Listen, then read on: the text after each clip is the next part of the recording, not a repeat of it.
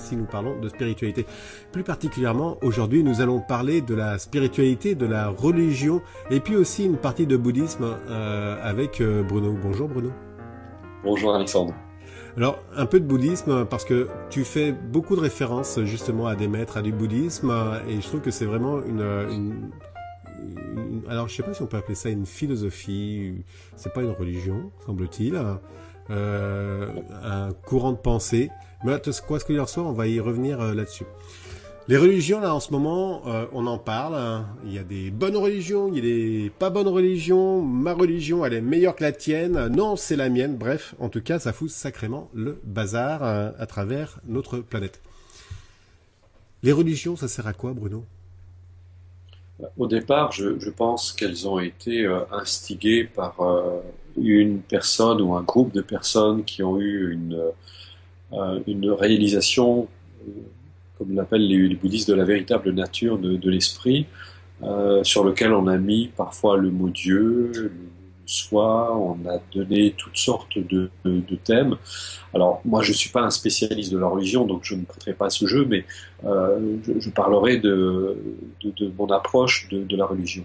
C'est que je pense que ça part effectivement d'une expérience, d'une réalisation d'individus ou de groupes d'individus, et qui ont commencé à vouloir transmettre ce genre de réalisation et de connaissances. Et après, ça a été, comment dire, d'une certaine manière récupéré. On dit souvent d'ailleurs que Christ n'était pas chrétien, que Bouddha n'était pas bouddhiste, que Mohamed n'était pas musulman à la base. C'est le mouvement musulman, le mouvement chrétien, le mouvement bouddhiste s'est créé à la suite de ces personnages qui sont arrivés et qui ont transmis des notions qui étaient pleines de sagesse. Alors à l'époque, je pense que on enseigne en fonction de l'époque. Le langage était quelque peu ésotérique pour qu'il soit accessible à certains initiés, ou sous forme de paraboles, donc ce qui fait que c'est pas toujours facile de comprendre, ou alors il aurait fallu être dans le contexte, parce que c'est vrai que moi-même je le vois, quand on enseigne, si on sort du contexte dans lequel on est, ça n'aura plus du tout la même approche, la même appréciation, et c'est là où il faut être extrêmement vigilant. Mais je pense qu'au départ, religion, d'ailleurs c'est intéressant, le terme religion, ça veut bien dire relié à. La question est de savoir à quoi on se relie. Et dans la religion, en théorie, on se relie à Dieu, mais est-ce que c'est juste un concept ? Est-ce que Dieu est juste un concept ? Ou est-ce que c'est une véritable expérience qui nous transforme, qui est transformatrice, qui nous amène à faire preuve de beaucoup plus de compassion, d'amour, puisqu'on dit que Dieu est amour, on le voit dans la plupart même dans toutes les religions, puisque Dieu est associé à l'amour, à la compassion, à la miséricorde, encore tout dépend ce qu'on met derrière ce mot. Et donc le problème c'est qu'il faut chaque fois redéfinir les termes, mais en tout cas, derrière, semble-t-il, il y a une notion d'amour et de bienveillance. Et c'est là où on peut se poser la question concernant les déviations. Je pense que c'est ce dont on disait dans la dernière émission, c'est que malheureusement, souvent, les religions deviennent un refuge. Ça devient un refuge, ça devient... on se rattache à un groupe sans véritablement donner de sens et sans avoir une approche, sans avoir eu un contact réel avec ce que l'on recherche véritablement. Alors, et c'est là aussi, il faut faire la distinction entre ce qu'on pourrait appeler la rencontre avec Dieu, ou l'éveil chez les bouddhistes, et le fait de conceptualiser la notion de Dieu. Parce qu'il y a les gens qui disent, ou les expériences mystiques aussi, on peut avoir une expérience mystique et se dire, on avait parlé aussi à un moment des sectes, où les gens, une personne va vivre une expérience mystique et va se dire, ça y est, je suis l'élu de Dieu. Alors qu'elle a juste vécu une expérience mystique et rien d'autre. C'est juste, pendant un moment, comme on le disait la dernière fois, dans la vitre, il y a la saleté s'est un peu enlevée, la lumière est entrée, et la personne a reçu et se dit, voilà, j'ai vécu un état de grâce, j'ai été visité par la Sainte Vierge, ou je sais pas quoi, et donc la personne s'approprie cette expérience en se disant, voilà, je suis l'élu de Dieu, ou donc c'est là où il faut être extrêmement vigilant et faire très très attention. Et je pense, de manière générale, la religion peut être un excellent véhicule pour s'accomplir et se réaliser. Il y a des gens qui méprisent la religion sans doute pour de bonnes raisons, mais sur le fond, le problème, c'est pas la religion, c'est les personnes qui le transmettent, C'est ça. les personnes, ce qu'elles en font et ce qu'elles véhiculent. C'est pour ça que quand on reprend un certain nombre d'enseignements, par exemple l'enseignement de Christ, on dit qu'on est dans une culture très judéo-chrétienne avec beaucoup de culpabilité, mais si on regarde de près, Christ n'a jamais enseigné la notion de péché. Puisque ce qui est intéressant, c'est que le mot, si on reprend l'exemple du mot péché, le mot péché en hébreu, ça veut dire rater la cible. D'accord. Donc ça ne veut pas dire faire mal, c'est-à-dire rater la cible. C'est-à-dire que si on parlait ça en termes de bouddhiste, on a eu un comportement inapproprié, inadéquat, et donc qui a eu les résultats qui vont avec. D'ailleurs, c'est bien Christ qui disait que celui qui n'a jamais péché me jette la première pierre, parce que dans notre ignorance, c'est-à-dire dans l'absence de vue claire de la réalité en soi, eh bien, on commet énormément d'erreurs, donc autrement dit de péché, c'est-à-dire qu'on rate souvent la cible. Donc il vaut mieux parler d'erreur que de péché, que de mal. Et c'est pour ça que la religion chrétienne a véhiculé cette notion de bien et de mal. C'est une vision qui est complètement dualiste et qui empêche les gens de voir les choses telles qu'elles sont. Quelqu'un qui est très coupable a beaucoup plus de mal qu'un autre à reconnaître ses erreurs, justement. Parce qu'il se sent coupable, donc il a honte de faire des erreurs. Parce que c'est sous l'emprise où vous avez fait mal, c'est-à-dire qu'on se fixe sur les conséquences. Et on ne se rend pas compte que c'est juste notre attitude ou notre comportement a été inapproprié. Et on va voir, là on verra de la maladresse, on verra une mauvaise intention. Chez les gens très coupables. Donc les gens très coupables vont être très juges. Donc ils auront du mal à pardonner, paradoxalement, dans une religion. Donc du coup, ça devient une boucle. Ben oui, ça devient une véritable prison. Donc soit la religion libère, soit elle emprisonne parce que elle est sous l'emprise justement de jugement, de morale, et d'ailleurs dans le bouddhisme on dit de faire très attention parce qu'on parle de l'attachement aux règles. Dans le bouddhisme il y a des règles, il y a des règles de vie qui sont imposées, mais on dit de faire très attention à ce qu'on appelle l'attachement aux règles, de suivre des choses au pied de la lettre, parce que ça peut être très enfermant, ça peut être très très destructeur. Parce que là, on entre dans une forme de sectarisme. Parce que ce que je comprends, c'est qu'au niveau du bouddhisme, il y a quand même des règles aussi. Et ce que tu dis, c'est que si tu suis pas les règles, c'est pas plus grave que ça. C'est pas ça, mais c'est qu'il y a une invitation à comprendre le sens des règles pour le dépasser. Parce qu'en réalité, on peut dépasser une règle qu'en en comprenant le sens. Et c'est une fois qu'on a compris le sens de la règle qu'on va pouvoir aller au-delà et faire différemment, parce qu'une règle ne sera pas toujours appropriée. C'est un peu comme les lois. Il y a des gens qui prennent les lois au pied du mur, au pied de la lettre, et qui en usent et qui en abusent. Alors que le bon sens nous amènerait à nous dire bon, on ne va pas appliquer la loi à ce moment-là, parce que les circonstances, c'est juste un moyen, les lois. Mais quand les gens collent à la loi et disent voilà, c'est dans la loi, et aujourd'hui on le sait très bien, puisque les avocats en usent et en abusent de ces lois, les policiers aussi d'ailleurs, parfois, mais quand malheureusement c'est manquer de sagesse. Et la sagesse doit nous aider à avoir au-delà des lois qui sont là juste pour nous protéger en cas de besoin. Eh bien, dans la religion, c'est exactement pareil. C'est quand les personnes ne sont pas en mesure de comprendre, eh bien, c'est un peu comme lorsqu'on fait l'éducation d'un enfant. Au début, eh bien, on va mettre un certain nombre de règles, d'interdits. Si on voit que notre enfant se donne des jeux dangereux, on va forcément lui interdire, mais parce qu'il n'a pas la maturité de comprendre pour le moment. Donc, on va instaurer un certain nombre de règles et on va sanctionner le cas échéant. Et le but, c'est de l'amener à prendre conscience des conséquences de ses actes. Donc, les règles ne sont pas là pour l'enfermer, mais pour le guider, pour le canaliser. Un peu comme les feux rouges. On met des feux rouges. Si les gens avaient le respect, à la limite, je dirais dans l'absolu, on n'aurait pas besoin de feux rouges.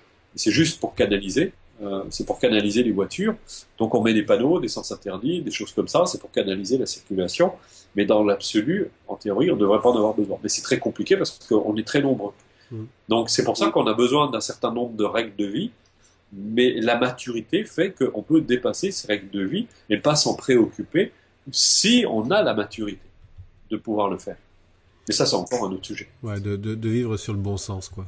Voilà, de vivre sur le bon sens et surtout sur la clairvoyance, parce que ça demande effectivement, on parlait de l'éveil, de la conscience, quand on vit dans la lumière, eh bien on voit mieux les choses et on sait on agit de manière plus appropriée, de manière beaucoup plus juste, pour employer là aussi encore une fois les termes qu'on retrouve dans le bouddhisme quand on parle de l'attitude juste. L'attitude juste, c'est celle qui va apporter des fruits, qui va donner des fruits positifs, où on va voir que les effets qu'on obtient, eh bien, correspondent à notre aspiration. On aspire au bonheur et on voit que la conduite qu'on mène dans notre existence, eh bien, produit du bonheur, produit de l'harmonie, produit des bénéfices pour tous. Alors que si on reste à des règles avec des interdits, on reste rigide, on se dit faut pas faire ci, faut pas faire ça, c'est pas bien, mais on sait même pas pourquoi. C'est interdit, on sait pas pourquoi il faut pas le faire, mais on voit que finalement le résultat final est beaucoup de frustration, beaucoup de souffrance, beaucoup de peine, beaucoup de jugement. Donc là, on peut pas dire qu'on est relié justement dans le sens de la religion. Il n'y a pas cette liaison qui est indispensable. Donc il faut bien comprendre que le but d'une démarche, qu'elle soit religieuse, spirituelle ou autre, c'est de nous amener à plus d'harmonie et plus de bonheur, en théorie, si on en a compris le sens. Alors ce qui est compliqué pour moi personnellement, mais ça n'engage que moi, il y a des personnes qui font ça très bien, dans la religion, c'est que comme c'est né il y a très très longtemps, et que malheureusement beaucoup de religions ne bénéficient que d'une transmission écrite et non pas d'une transmission orale, c'est beaucoup sujet à l'interprétation. Ouais. Et donc, c'est pour ça que, par exemple, la religion chrétienne a beaucoup véhiculé la culpabilité, et encore aujourd'hui. On vit beaucoup sur la notion de culpabilité, de bien et de mal, ça c'est bien, ça c'est pas bien, etc. Au lieu d'apprendre les gens, d'éduquer les gens à les aider à voir la réalité telle qu'elle est. Donc d'éveiller leur attention, donc leur conscience. Et par exemple, et c'est là où il y a une grande différence avec la tradition comme le bouddhisme, mais il y en a d'autres. Dans le bouddhisme, il y a une tradition orale, on veille à ce que un ou plusieurs individus atteignent ce niveau de réalisation suffisante pour pouvoir transmettre. Un peu comme quelqu'un à qui on apprendrait à nager parfaitement, comme il sait nager parfaitement, eh bien, il est en capacité de transmettre et d'apprendre à d'autres à nager. Eh bien, dans la religion, je commets une erreur, dans la tradition bouddhiste, eh bien, il y a cette transmission orale qui est très importante, et cette transmission de maître à maître. Donc, d'ailleurs, on aura l'occasion de parler de la relation au maître, parce que c'est très important, parce que un maître accompli va vraiment veiller à ce qu'une personne atteigne le même niveau de réalisation pour qu'il puisse transmettre de façon juste, de façon correcte. Si je reviens sur l'histoire de la religion au début, hein, un petit peu la définition que tu faisais, c'est que bon, il y avait des personnes qui ont eu une phase d'éveil ou de choses comme ça, et puis il y a eu un paquet de monde autour là qui ont entouré, et puis qui ont commencé à mettre en place une religion sur la base de quelqu'un d'éveillé à l'origine. Oui, tout à fait. La transmission, comme tu le dis très justement, se fait de façon orale avec le bouddhisme. Il y a des écrits quand même sur le bouddhisme ou Dans le bouddhisme, il y en avait beaucoup, énormément. D'ailleurs, on dit souvent dans le bouddhisme, on dit dans la religion chrétienne, il n'est resté que la Bible, alors que dans le bouddhisme, une maison ne suffit pas à contenir tous les volumes qui ont été écrits à la suite des enseignements du Bouddha. D'accord.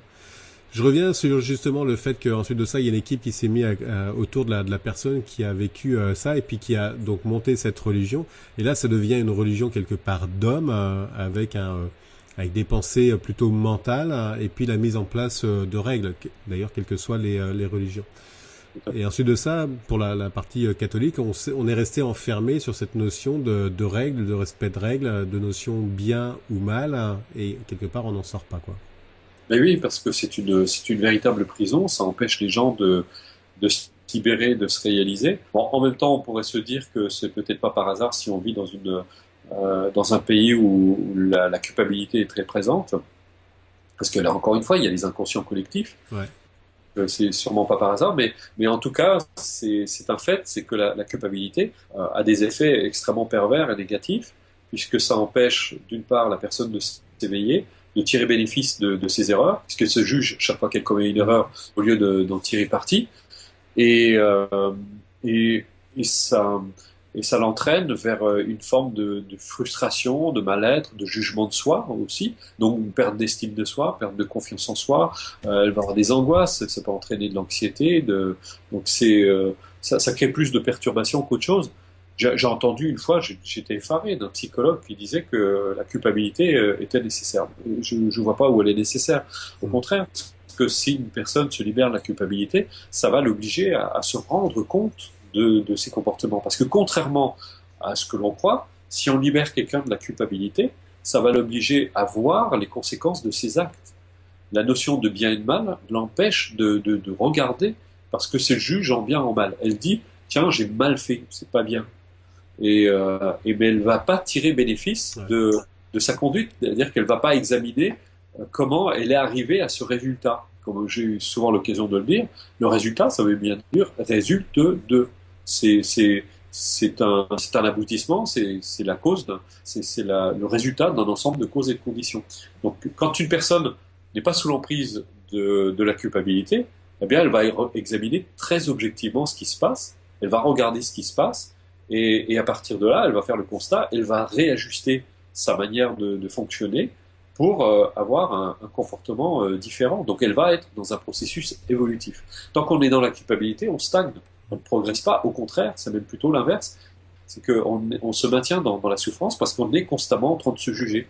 On est constamment en train de se juger et de juger forcément les autres. D'ailleurs, c'est bien Christ qui disait ne juge point et tu ne seras point jugé. Mais c'est des tas de choses qu'on a complètement oubliées. Mais comment ne pas juger si on est dans la culpabilité? Parce que les gens dans la culpabilité, c'est le bien et le mal. Ouais, ça, on compare sur une base de bien et mal, quoi. Voilà, c'est ça. Donc on est dans la pensée dualiste. C'est très dualiste la religion chrétienne. Ouais, alors les autres religions, on peut peut-être pas forcément s'embarquer là-dessus, hein, parce que bon, on n'a pas forcément la maîtrise, mais le concept de base, c'est toujours, ça repose sur en fait des règles hein, sur lesquelles on les suit, et puis normalement on n'en déroge pas. Oui, ça c'est ce qu'on appelle le dogme en fait. Ouais. C'est la partie dogmatique. Mais il faut être capable de dépasser le dogme. Ça, Le dogme. Alors, on pourrait dire que d'une certaine manière, le dogme est nécessaire pour des personnes dont le niveau de conscience est relativement faible. Et plus la personne, son niveau de conscience s'élève, s'évolue, moins elle a besoin du dogme. Parce qu'elle n'a plus besoin de ses règles, puisqu'elle ne fera pas de mal. Elle n'a pas l'intention, parce qu'elle sait que, par voie de conséquence, le fait de faire souffrir les autres va inévitablement se répercuter sur sa vie. Et donc elle sait très bien, pour reprendre l'enseignement de Christ qui disait vous récoltez ce que vous semez. C'est un enseignement extraordinairement juste qui souffre d'aucune culpabilité, c'est simplement de mesurer les conséquences de nos actes. Et on ne peut voir les conséquences de nos actes si on est coincé dans les règles. On va encore une fois se juger et ne pas tirer bénéfice de l'attitude, du comportement qu'on va avoir, mais on ne voit pas le prolongement de notre comportement dans les conséquences qu'il produit. J'aime bien cette approche en effet du dogme où tu restes proche des règles et puis tu en sors pas, versus justement où tu deviens de plus en plus conscient et en fait tu te détaches de ce dogme. Ça amène un petit peu ce qui s'est passé dans le milieu chrétien où c'était la vie était très très maintenue et organisée par la religion et puis de plus en plus ça a tendance à la religion diminue et puis les gens deviennent de plus en plus quelque part autonomes. Tout à fait. Ben c'est ça le but, c'est que les gens s'épanouissent, se réalisent, gagnent en maturité et c'est ça qu'on appelle le dépassement des règles. C'est que je n'ai plus besoin des règles. J'ai plus besoin de m'interdire, j'ai plus besoin de me faire violence pour ne pas faire ceci ou cela parce que maintenant j'ai conscience de ce que je produis. C'est que si effectivement je me comporte de manière agressive, eh bien ça va générer un malaise autour de moi qui va finir par se retourner contre moi. Si je mens, si je manipule, si tôt ou tard, c'est quelque chose qui va finir inévitablement par se retourner contre moi. Même si j'en tire un certain bénéfice, il y a ce qu'on appelle toujours le bénéfice secondaire. Dans tout ce qu'on entreprend, dans tous nos comportements, il y a toujours un bénéfice secondaire. C'est pour ça qu'on s'y attache d'ailleurs. Mais on ne voit pas on n'a pas cette vision à long terme. C'est de se rendre compte que tout ce que l'on fait aujourd'hui, ici et maintenant, va avoir des répercussions dans l'avenir, sur le long terme. Les religions évoluent. En fait, la religion en tant que telle évolue pas, mais c'est les personnes qui sont autour de cette religion qui évoluent. On voit un petit peu avec le pape là, qui fait des commentaires parfois qui sont un petit peu hors normes par rapport à tous ses prédécesseurs. Ça c'est Euh, déroutant. Pardon? Oui, il est assez déroutant pour Oui, certains éditeurs. voilà ça, il est assez déroutant et donc du coup, il s'adapte en fait à ce niveau de conscience qui évolue. Bah, d'abord, ce qui est intéressant, c'est que ce pape que nous avons aujourd'hui a passé énormément de temps avec les pauvres. C'était quelqu'un d'extrêmement pragmatique, qui a complètement fonctionné avec le cœur, qui s'est pas occupé des règles. Il a agi parce que c'était nécessaire d'agir, Ouais. parce qu'il fallait le faire. Il s'est pas posé des milliers de questions. Je pense qu'il n'est pas dans la matière physique ou dans une démarche intellectuelle. D'ailleurs, nous, on peut faire le parallèle entre le philosophe, qui a une démarche purement intellectuelle, et le méditant, qui Mm. lui est dans la méditation, donc qui va être aussi dans l'expérience. Comme on en a déjà parlé dans des émissions précédentes, la méditation est là pour nous aider à vivre nos expériences Mm. en pleine conscience. Et donc, là, on a affaire à un pape qui a vécu, qui était dans le concret, qui était dans la réalité, qui était, pour employer les termes d'une personne que je connais, il était dans la vraie vie. Bon, on est Mm. toujours dans la vraie vie de toute façon, mais en tout cas, il était en contact avec la réalité. Donc là, on n'est pas du tout dans une démarche intellectuelle. Donc il est amené à devenir pape dans un milieu où tout est basé sur les enseignements bibliques, sur la religion, sur tout ce qu'on peut savoir, et sur la théologie. Et là, bah, forcément, ça dénote un petit peu, ça dérange un petit peu, parce que on n'est plus du tout dans une démarche culpabilisante. Et c'est sûr que ça sort complètement du contexte habituel. Et c'est peut-être une bonne façon de réhabiliter la religion, puisque au départ, elle est là pour libérer les individus et pas les enfermer, entre autres dans la culpabilité. Et d'ailleurs, on s'aperçoit que là actuellement, il y a beaucoup plus d'écoute hein, parce qu'en effet, il est plus près du terrain, on va dire, hein, plus pragmatique. Hein. Et même si ça, en effet, ça en froisse certains, en tout cas, ça vient un peu plus dans la réalité dans laquelle on vit. Euh, si je reviens à la notion du bouddhisme, le bouddhisme, c'est pas une religion, c'est quoi? Alors, Dalai Lama le décrit comme une science de l'esprit. J'avoue que j'abonde dans ce sens parce que quand on commence, si on ne se fie pas justement aux dogmes, aux apparences, avec les rituels, parce que moi je suis pas un très grand fan de rituels, parce que moi ce qui m'a toujours intéressé, entre autres dans le bouddhisme et dans beaucoup d'autres traditions, c'est l'essence. C'est l'essence de l'enseignement, de ce qui est véhiculé. Et c'est vrai que quand on commence à s'intéresser à ces traditions, eh ben, on se rend compte qu'on a affaire à une véritable science de l'esprit qui étudie avec une précision extraordinaire la véritable nature de l'esprit. Parce qu'on a des notions qui sont rejointes par la physique quantique, comme l'impermanence, l'interdépendance, la vacuité, et toutes ces notions qu'on retrouve d'ailleurs dans notre science, dans nos sciences modernes aujourd'hui, et qui valident complètement cet état de fait. Et c'est là où c'est intéressant de voir. Et puis il y a surtout ce que j'aime beaucoup dans le bouddhisme, c'est la mise en application. Ce qu'il y a beaucoup, ce que les bouddhistes appellent les moyens habiles. Les moyens habiles, c'est la pratique. Donc on va mettre en application, on va pratiquer tous les enseignements avec les différents jeux, des antidotes, la méditation, les différentes formes de méditation. Enfin, il y a beaucoup de choses dedans. Donc on a vraiment un réservoir de pratiques extraordinaires et qui seront adaptées à chaque individu, à chaque niveau de conscience, etc. Donc quelque part, le bouddhisme est une tradition qui est extraordinairement pratique. J'aime bien ce côté pratico-pratique, hein, science de l'esprit en effet, et qui s'adapte en fait à chaque individu et puis à différence de l'individu. On est 7 milliards de personnes, tout le monde y trouve son bonheur en fait. Hein. Oui, oui, tout à fait. C'est ça qui est intéressant, c'est qu'on a vraiment un panel de pratiques. Moi-même, dans les cours que j'enseigne, j'ai adapté ça. Enfin, ça a été adapté. C'est pas moi qui l'ai fait. C'est un travail collectif. Ça a été adapté avec sous l'œil vigilant de nombreux maîtres. Cette méthode a été réalisée pour qu'elle soit parfaitement adaptée à la mentalité occidentale. Donc là, ça ne souffre d'aucune forme de religion. C'est un savoir pur qui est transmis et c'est purement pratique. Donc les gens ils mettent en application et ils voient leur vie changer. Mm. L'origine du bouddhisme, c'est quoi? Bouddha. C'est Bouddha, oui. D'accord. C'est Bouddha. On connaît bien l'histoire de Siddhartha, le Bouddha, qui était d'abord, enfin c'est l'histoire qui raconte ça. C'était c'était un prince qui vivait de manière très riche et puis qui était désabusé de ce qu'il voyait. On raconte dans l'histoire que un jour, parce qu'il avait plein de femmes autour de lui et puis il voyait toutes ces femmes qui étaient très belles quand elles dansaient, et puis une fois qu'elles dormaient, elles avaient la bouche ouverte, elles ronflaient. Et il s'est dit, mais ça finalement, c'est que les apparences. Et il s'est dit, il y a autre chose. Donc il dit, ça c'est juste un leurre, c'est vraiment que l'apparence. Et donc il s'est mis il est parti en fait, il a quitté le royaume et puis il s'est mis à chercher, il a pratiqué avec de nombreux maîtres, il a eu une ascèse extrêmement sévère, extrêmement stricte.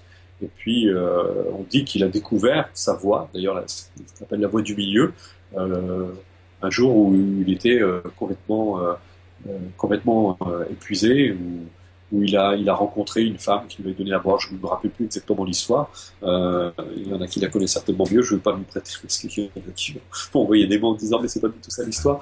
Et donc, et c'est là où il a réalisé qu'il était toujours dans les extrêmes. C'est soit effectivement il était dans l'opulence la plus totale, après dans la pauvreté la plus totale, et dans sa pratique c'est pareil, il était complètement dans les extrêmes, dans une ascèse extrêmement dure, extrêmement sévère, où il se faisait violence. Et là il a compris qu'en fait c'était pas ça. Et c'est là où il a découvert la voie du juste milieu. D'accord. Dès qu'on est dans les extrêmes, on n'est plus dans la justesse. J'aime bien, ça rejoint pas mal de choses qui sont d'actualité actuellement. Une ascèse, c'est quoi? Bah, c'est des pratiques, mais un ascète, c'est quelqu'un qui va vraiment s'astreindre à faire certaines pratiques en s'interdisant tout le reste. Donc il n'y a plus de plaisir de vivre, il y a plus, on s'astreint vraiment. C'est vraiment une astreinte. Donc on va être, ça peut nous amener à être très dur avec soi. Des gens qui vont avoir des pratiques même parfois extrêmes, hein, que je recommande absolument à personne. Par exemple, une personne, je sais pas, qui du jour au lendemain se met à tout quitter, puis aller vivre dans une grotte, à vivre en haillon, et puis faire ses pratiques du jour au lendemain. Alors peut-être que ça aura un sens pour elle, mais ça peut être cette attitude extrême. C'est pas ce qui est enseigné justement dans le bouddhisme. Et c'est Mahamanda Mahi qui disait toujours, cette sage indienne qui est né au début du siècle, qui est décédé, et qui disait toujours, c'est de là où on en est qu'il faut partir. C'est votre point de départ. C'est toujours de là où on en est. C'est ici et maintenant qu'on peut se réaliser. C'est pas, on n'a pas besoin d'aller se fuir dans une grotte. C'est pas indispensable. On peut le faire. On peut faire des retraites pour se retirer, pour se mettre complètement en contact avec soi-même, complètement en phase avec soi-même. C'est très positif, mais on peut déjà se réaliser à partir de son quotidien, à partir de sa vie de tous les jours. On peut faire un pas après l'autre et progresser vers plus de réalisation et d'accomplissement et se relier à ce qu'on veut, mais en tout cas à ce qui nous rend plus juste, plus noble, plus heureux, plus accompli. La voie du juste milieu, moi j'aime vraiment beaucoup cette phrase en fait, parce que ça évite les extrêmes. Oui, tout à fait, tout à fait. Alors c'est simple hein, à faire comprendre aux gens. Je leur dis si c'est un enseignement que je donne assez souvent. Si je me penche un peu trop sur la gauche, ça va me tirer. Je ne serai pas confortable. Si je me penche trop sur la droite, ça va me tirer de l'autre côté. Je sais pas non plus. Je vais pas trouver le confort. Si je me mets au milieu, je m'aligne correctement. Alors là, je vais me sentir assis confortablement. Ben, c'est ça la voie du juste milieu. Dans la vie, c'est pareil. Dès qu'on est dans les extrêmes. Et souvent, on cherche dans les extrêmes parce que il y a l'intensité du vécu parfois. On se sent exister. Donc, on va faire des choses très extrêmes. Mais on va voir qu'au bout du compte, c'est que toutes ces démarches extrêmes ont un prix. Il y a des conséquences à tout ce qu'on fait. La loi de cause et d'effet est patente. Donc, de toute façon. Et on est finalement, chaque fois qu'on va dans les extrêmes, c'est un peu comme le pendule. Et on est ramené au milieu à un moment parce que c'est là où ça va, on est en paix, on cherche la paix, mais on cherche toujours la paix dans les extrêmes. Ouais. Alors parfois on connaît la paix, par exemple, je sais pas, on peut faire un effort physique très très intense, très fort, on va faire du sport très intense, on va s'épuiser, et après on va ressentir du calme. Et c'est normal parce qu'on a épuisé notre énergie physique, nos muscles ont été extrêmement tendus, et donc on a un effet relaxant après le sport. mais on a dû épuiser une grande quantité d'énergie pour ça. Mais le problème, c'est que cette paix est très précaire, elle ne va pas durer très longtemps. C'est que dès que les circonstances adverses vont se présenter, c'est pour ça que les gens me disent « Ouais, mais moi je me détends, je fais déjà du sport. » Oui, mais c'est pas la même chose. C'est que dès que les circonstances adverses, si justement la même personne qui vient nous casser les pieds ou vient nous insulter, eh bien on est à nouveau perturbé, ça n'a rien changé. J'aurais beau faire tout le sport que je veux, je ne saurais toujours pas gérer cette situation à laquelle je suis confronté. Je ne serai toujours pas libre d'émotions, c'est-à-dire que la même émotion va s'élever à ma conscience. Donc ça, c'est une paix qui reste tout à fait relative. Donc la pratique, c'est tout à fait autre chose. C'est de faire en sorte que les émotions qui s'élèvent à la conscience ne viennent plus perturber ma tranquillité d'esprit. Donc peu importe les circonstances extérieures, les circonstances adverses me laissent tranquille, je garde, je préserve cette paix parce que en moi j'ai acquis la maîtrise parfaite de mon esprit et donc j'ai une paix mais qui est en moi, qui vient de moi, qui n'a pas été provoquée par l'extérieur. Donc c'est pour ça que là aussi, d'ailleurs Dalai Lama disait si vous voulez juste une relaxation, bah, vous buvez un verre d'alcool, ça fait l'affaire. J'adore toutes ces phrases-là, pleines de sagesse. Donc c'est pas du tout la même chose. Donc il faut que les gens comprennent, c'est que la vraie sérénité, la vraie tranquillité d'esprit, c'est celle que l'on a acquis grâce à une longue pratique qui nous a libérés de toutes ces émotions invalidantes. Moi, ce qui m'avait plu dans le bouddhisme, au tout début, c'était cette phrase suivante, si t'es pas capable de faire du bien, essaye au moins de ne pas faire de mal. Tout à fait. Et je trouvais que c'était plein de bon sens déjà, mais aussi Oui. d'une liberté énorme, parce que t'as pas de contraintes du tout par rapport à ça, quoi. Oui, tout à fait. Et Mandamaï disait la même chose aussi. Elle disait si vous ne pouvez pas penser de bien de quelqu'un, n'en pensez pas de mal. Ouais, c'est Ça revient à la même chose. ça revient à la même chose, ouais. Et je trouve que c'est une approche qui est toute en douceur, quoi. Tu culpabilises Oui. pas, tu fais au mieux de tes capacités, sans culpabiliser.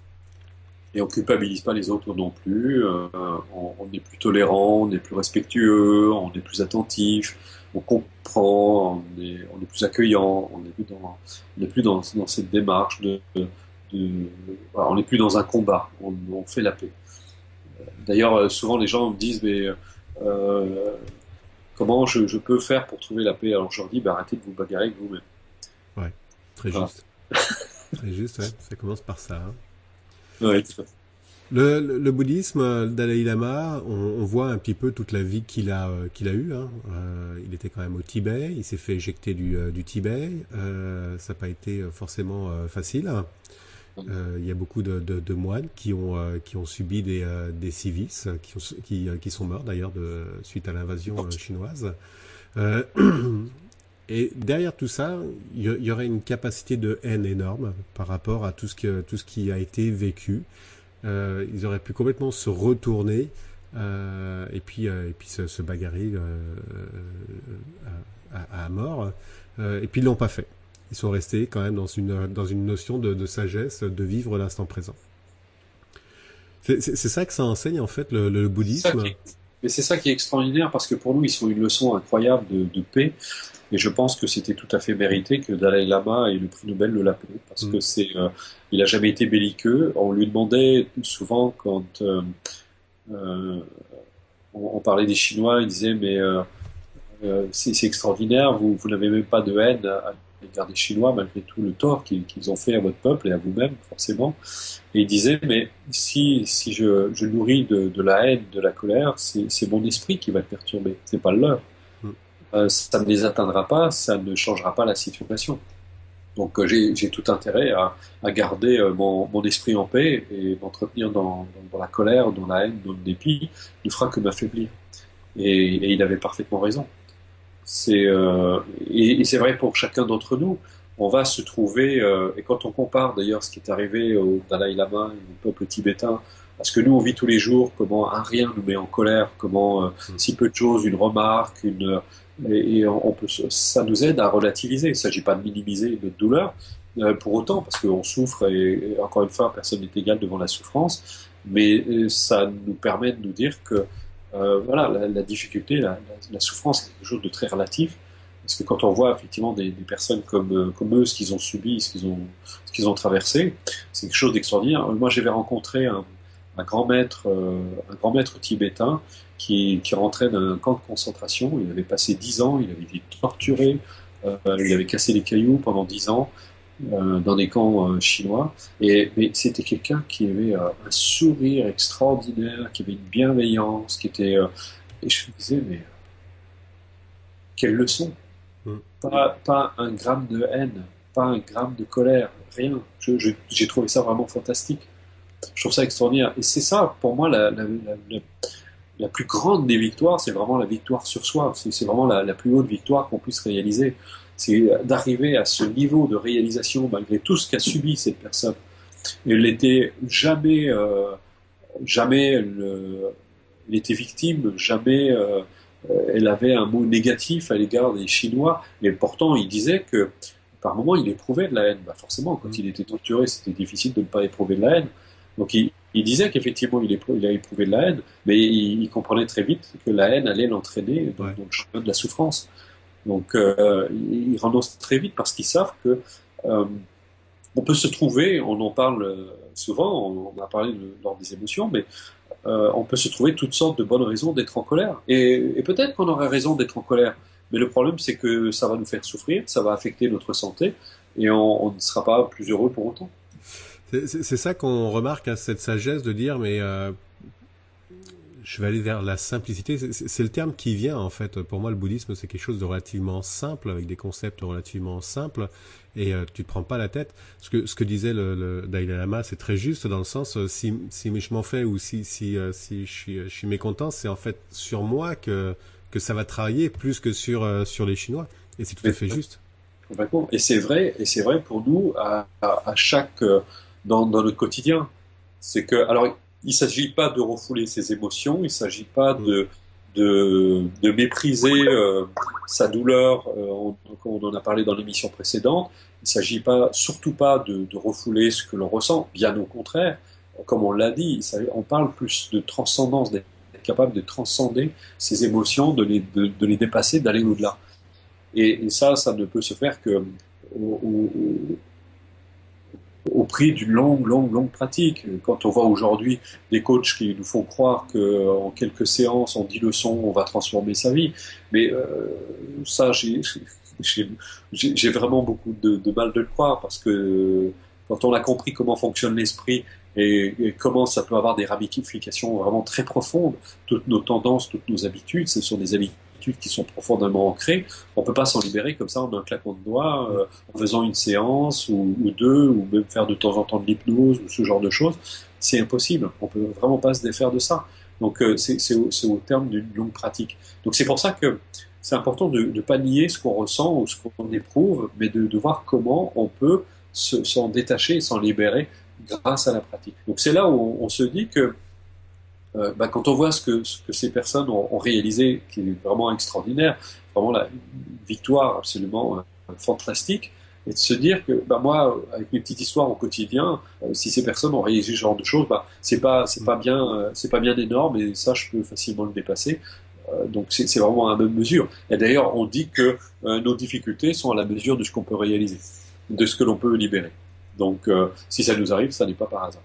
Ouais, ça revient à une émission qu'on avait faite, hein, si les choses nous arrivent, c'est pas par hasard, les personnes qu'on rencontre, c'est pas par hasard non plus. C'est qu'on a à apprendre beaucoup par rapport à ça. Sur le bouddhisme, donc en effet, c'est quelque part très très simple, hein, comme pensée. Je veux dire, c'est à la portée de tout le monde, mais en même temps, ça nécessite beaucoup de pratique, hein, beaucoup de quelque part d'études. Comment ça se fait pour quelqu'un qui veut prendre ce chemin du bouddhisme? Ça commence comment? Ça commence, il faut d'abord aller sur place, rencontrer des bouddhistes, assister à des pratiques, voir si ça nous inspire, si ça nous parle, si on a envie de le faire. Moi, ça s'est passé de manière un peu particulière, puisque j'ai été mis en relation avec un grand maître tibétain à l'intermédiaire d'un de mes guides. Et c'est comme ça que je l'ai rencontré. Moi, j'ai eu la chance de le fréquenter davantage en privé que dans le cadre de la tradition. J'ai fait juste une retraite avec lui. Mais la plupart du temps, si on se rendant sur place, quand il y a des événements qu'on on peut aller voir et puis on peut pratiquer. Comme ça, on peut s'essayer à la pratique du bouddhisme et voir si c'est quelque chose qui peut nous plaire. Il y a des sessions, il y a des cours, il y a plein de choses qui sont mises en place dans le cadre de différentes écoles. Donc il suffit d'aller dans un temple bouddhiste, et puis là on trouve en fait déjà tout ce qui est commencé pour l'initiation en fait, j'imagine. Oui, tout à fait. D'accord. On va faire des émissions là prochainement là justement sur la relation au maître, et je pense qu'on va pouvoir y revenir par rapport à ça. Pour toi, l'avenir du monde, est-ce que quelque part le bouddhisme devrait déteindre sur tout le monde pour amener à un certain niveau de conscience, ou est-ce qu'il y a d'autres voies? Je crois que le bouddhisme a une influence, c'est évident, parce que il est très déculpabilisant. Il n'est pas porteur de cette culpabilité. Il est très en rapport avec la science, donc ça a un petit côté très rassurant pour nous, parce que nous, notre religion, c'est devenu la science.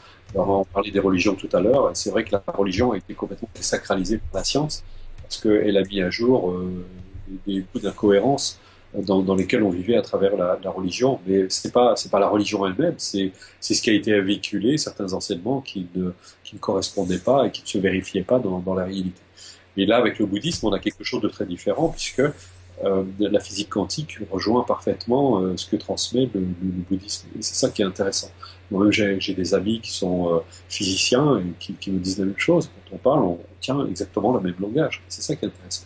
Cette notion de cohérence qu'on trouve, et qu'on retrouve dans cette science, dans la physique quantique entre autres, que l'on retrouve dans le bouddhisme. Et d'ailleurs, beaucoup de physiques quantiques sont devenus bouddhistes. D'accord, ok. C'est pas par hasard. Ouais, Donc, effectivement, le bouddhisme a une réelle influence, mais pas seulement. Je pense qu'il y a une élévation de la conscience aujourd'hui. Les gens sont en quête. Il y a des systèmes religieux qui se développent et que je trouve très positifs, parce que les gens sont réellement en recherche de bonheur, de bienveillance, ils ont envie réellement d'apporter quelque chose de positif au monde, et je trouve ça vraiment extraordinaire. C'est très positif. Donc, il y a une sorte de quête parallèle en dehors des religions qui se créent, des courants parallèles où les gens se réunissent, étudient, travaillent, pratiquent, s'inspirent de différents courants, font une démarche qui semble, en tout cas, leur être très profitable, puisque on voit que ces gens ont l'air d'en tirer de réels bénéfices, ont l'air de se sentir vraiment bien, d'être très apaisés. Donc ça veut dire que ça porte les fruits. Moi, je regarde toujours de toute façon une démarche, une tradition, quelle qu'elle soit, je la regarde par rapport à ses fruits. Si effectivement une démarche a tendance à rendre les gens plus sectaires, plus durs, plus agressifs, c'est qu'il y a quelque chose qui fonctionne pas. Par contre, si au contraire les gens deviennent plus tolérants, plus aimants, plus tournés vers le monde, plus ouverts, alors je me dis que c'est profitable. J'aime bien cette notion de art religieux. Oui. C'est la première fois que je l'entends. Ah oui? Ouais, c'est la première fois que j'entends, et je trouve que ça parle très très bien. En effet, s'éloigner en fait de tout ce qui est dogmatisme. Oui, mais il y a un moment, il faut dépasser le dogme. Bon, je pense qu'il y a des personnes qui ont encore besoin du dogme, mais à l'ère de la science aujourd'hui, on passe par. C'est vrai que la science, la religion a dû se confronter à la lumière de la science, et qui a démasqué beaucoup de dupes, des choses qui étaient fausses. Et c'est très bien, parce que c'est un peu comme un individu qui évolue. Une religion, une tradition doit évoluer. Comme un individu qui évolue, qui sur son chemin se rend compte de certains modes de pensée, de certains comportements qui sont inappropriés, et ben il doit être capable de les remettre en question pour pouvoir grandir et évoluer. Un peu à l'instar d'une relation qui est sans arrêt en train de se renouveler, qui se remet constamment en question pour grandir, pour évoluer de manière positive. Donc c'est exactement pareil, il y a une tradition de faire la même chose. Elle doit être capable d'évoluer dans le temps et de s'adapter. Et le bouddhisme est une des rares traditions à être capable de s'adapter à la vie moderne aujourd'hui, et je trouve ça absolument fantastique. C'est-à-dire qu'en gardant ses bases, en gardant ses enseignements, je trouve vraiment excellents, eh bien, elle est capable de s'adapter à ce monde moderne. Et alors, le problème, c'est que on voit régulièrement Dalai Lama à la télé en train de donner des enseignements, Mathieu Ricard, avec une approche, Mathieu Ricard avec une approche en plus toute Ouais. scientifique, puisque à la base, il est scientifique. Donc, on bénéficie vraiment de choses vraiment. Et c'est ça qui est intéressant, c'est que la tradition bouddhiste a accepté de laisser entrer la science dans sa tradition. Et je trouve ça vraiment extraordinaire. Donc ça prouve qu'elle n'a pas peur de se remettre en question si c'est nécessaire. Et Dalai Lama le disait lui-même, si demain la science prouve que un enseignement qui appartient au bouddhisme est faux, ne se vérifie pas dans la réalité, alors il doit être abandonné. Ah, c'est bien. Hein. C'est Ouais. une belle notion d'ouverture quand même, hein, et de Ah oui, remise en cause. Hein. bien sûr. Bien sûr. Donc voilà, c'est.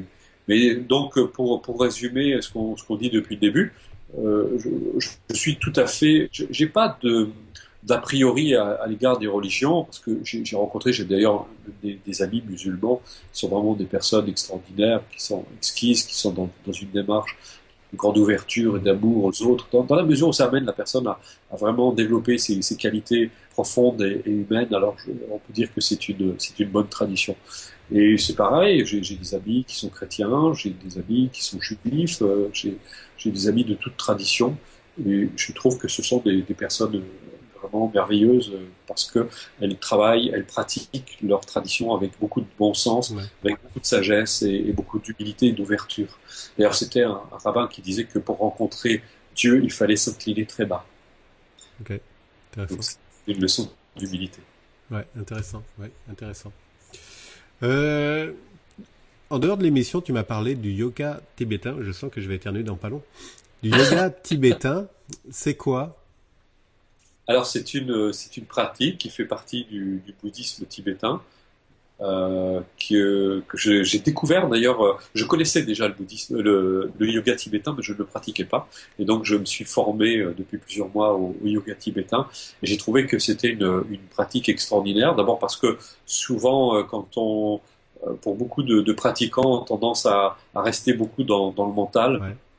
Et donc le yoga, c'est un bon moyen de se remettre dans le corps. C'est un yoga qui est beaucoup au mouvement, qui est beaucoup basé sur la respiration, qui a beaucoup de mouvement, qui fait circuler l'énergie dans les méridiens. C'est très thérapeutique, donc ça a des incidences sur la santé absolument extraordinaires. Et j'avais déjà pratiqué d'autres formes de yoga, que ce soit du hatha yoga, du raja yoga, d'autres pratiques différentes. Mais j'ai trouvé dans le yoga une pratique extraordinairement libératrice et vraiment, vraiment bienfaisante pour le corps avec des effets extraordinairement rapides dans le temps. Et on parlait entre autres des mémoires aussi, c'est un bon Ouais. moyen de gérer des mémoires. Hmm. Donc voilà. D'accord, ok. Ça se pratique assez facilement, j'imagine. Oui, bon, ça doit se faire progressivement parce qu'il y a beaucoup d'étirements quand on arrive jusqu'à ce qu'on arrive à passer son pied derrière la tête. Il faudra Ok. quand même quelques mois, peut-être quelques années d'entraînement pour y arriver, mais on y arrive. Mais ça doit se faire très graduellement et très progressivement. Mais c'est très agréable à pratiquer, c'est vraiment bienfaisant. Moi, je fais tous les matins, je fais 1 heure et demie de yoga. Ok. Et ensuite, ben, c'est une bonne préparation à la méditation. Après, quand je fais ma méditation, je suis beaucoup plus paisible. Donc, je fais 1 heure de méditation ensuite. Et c'est vrai que ça permet d'être vraiment dans un très bon état d'esprit. Ça fait à peu près 2 heures à 2h30 centré sur toi. Oui, Je trouve ça génial. oui. Et après, je fais 1 heure de marche dans la nature. D'accord. Non, je trouve ça sincèrement génial. Parce Alors, je que, précise, je précise aux gens qui nous regardent, c'est que je suis debout à 5 heures du matin. d'accord, oui, oui, parce que oui, il faut quand même, faut quand même du temps pour faire le reste. Mais je trouve ça vraiment génial, de prendre à peu près 3 heures par jour spécifiquement pour toi, centré sur toi. Oui, parce Je que trouve que c'est une belle leçon. c'est ce qui me permet d'être dans un bon état d'esprit, de pouvoir faire ce que je fais. Je pense que, comme me disait une de mes amies tibétaines, elle disait, si j'avais pas la méditation, je sais pas comment je pourrais gérer mes journées, parce qu'elle dirige un centre de yoga, de méditation et de massage tibétain, justement. Et elle me disait, mais si j'avais pas la méditation, je sais pas comment je gérerais mes journées, parce que c'est vraiment de la folie. Elle dit, Ouais. c'est pas comme au Tibet, parce que quand elle vivait au Tibet, il me racontait que bon, tout se passait vraiment tranquillement. Il dit ici, tout va très très vite. Ouais, c'est le stress. Bah, bravo, bravo sur ça. Moi, je dois mettre à peine un quart d'heure. concentré sur moi, donc. C'est déjà ça, c'est énorme parce qu'il y en a qui ne le font pas du tout. Oui, Donc, oui, oui, oui. je dis aux gens, je leur dis, mais vous savez, c'est extraordinaire si vous êtes capable de passer 20 minutes, une demi-heure par jour. C'est énorme, ça veut dire que vous prenez enfin en considération, que vous vous Ouais. occupez de vous, au lieu de vous préoccuper de vous. C'est ce qui est très différent. Et je leur explique que tout le bien que vous allez faire, que vous allez vous faire, c'est du bien que vous allez faire aux autres. Et à commencer par vos enfants si vous en avez. Ouais. C'est pour ça que je sais plus dans une émission, j'avais peut-être dit ça, mais une de mes clientes avait suivi les 3 cycles de formation avec moi. Et puis au terme des 3 cycles, un jour, elle me raconte, il y a son enfant qui est venu, sa fille qui est venue sur ses genoux, qui lui disait, tu sais, maman, t'as beaucoup changé, parce que même quand tu te fâches, ben, c'est plus pareil. C'est c'est absolument extraordinaire. Donc on voit à quel point la pratique est quelque chose d'extraordinairement bénéfique. Et plus c'est bénéfique, plus on se rend compte des effets sur notre vie, de la transformation, et que ça ne fait qu'apporter du bonheur autour de soi. Et je suis très heureux aujourd'hui de voir les retours de mails que j'ai de la part de mes clients qui me disent qu'effectivement ils tirent de grands bénéfices de la méthode, des stages qu'ils viennent faire avec moi, des retraites aussi, puisque j'organise des retraites, une prochaine en août pendant une semaine. Et c'est quelque chose de très bénéfique. Donc je me dis que tout le bien que je me fais, bah, c'est du bien que je peux apporter aux autres. Ouais, je trouve ça génial. Je reviens juste sur le bouddhisme. Euh, En septembre ou octobre, il y a le Dalai Lama qui vient du côté de Septembre. chez toi, là. Septembre. Ouais, 18 septembre, il vient à Strasbourg. Pendant 2 jours, il va donner une initiation D'accord. et des enseignements. D'accord.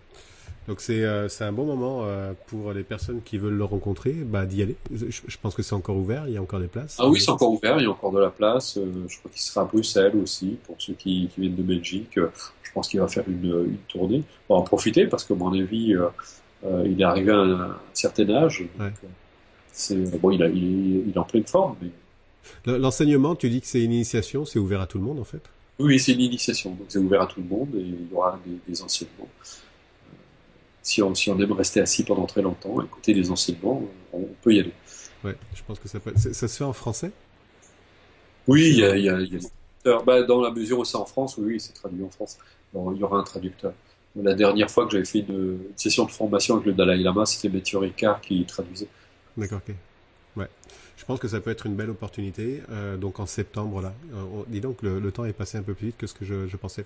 Je suis complètement en smooth là. Je suis relax. Ça doit s'entendre. Mes questions sont toutes douces. Vraiment, je suis apaisé. On arrive bientôt à la fin de l'émission. Donc en septembre, les amis, si vous voulez venir justement donc du côté de Strasbourg, Bruno vous accueillera chez lui.